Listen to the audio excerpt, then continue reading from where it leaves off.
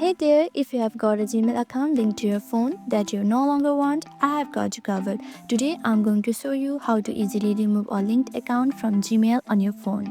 Let's get started. First, open the Settings app on your phone.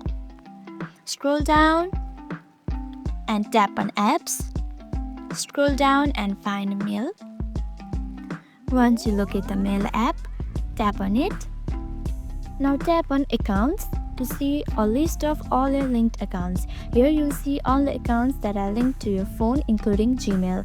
Tap on the Gmail account that you want to remove. Once you have tapped on your Gmail account, you'll see a list of options for managing that account. To delete it, simply tap on Delete Account at the bottom of the screen. A pop-up will appear asking if you are sure you want to delete the account. Tap Delete. And just like that, your Gmail account will be deleted. I hope this video was helpful for you. If it was, don't forget to hit that like button and don't forget to subscribe for more tips. Drop any questions in the comments if you have any.